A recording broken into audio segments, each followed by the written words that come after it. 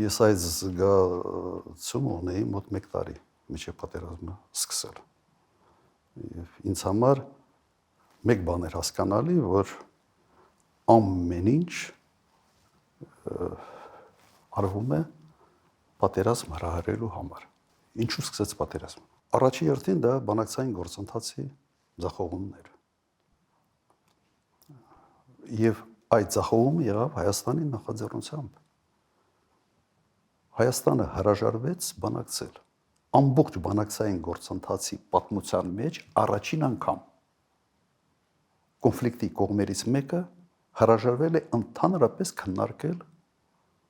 ներկայացված փաստաթուղթը։ Դա ներկայացվել էր ամռանը 19 թվականին։ Ինչ էր ասում այն ժամանակ Նիկոլ Փաշինյանը։ Սկսելու ենք զրոյական կետից եւ թող բանակցեն Ղարաբաղի հետ։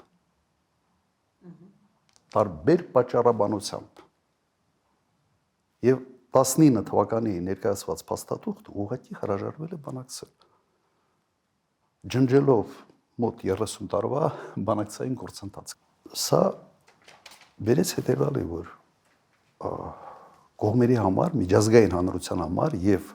Մինսկի խմբի համանախագահ երկրների համար Հայաստանը ամբողջ այդ process-ի ձախողող կողմն է։ Ինչ պետք է աներ Ադրբեջանը։ Իհարկե պետք է հասկանար, որ բանակցային գործընթացով ինքը որևէ բանի չի հասնելու եւ պետք է սկսի պատրաստվել պատերազմ։ Սա հիմնական, ուղղակի ֆունդամենտալ պատճառն էր։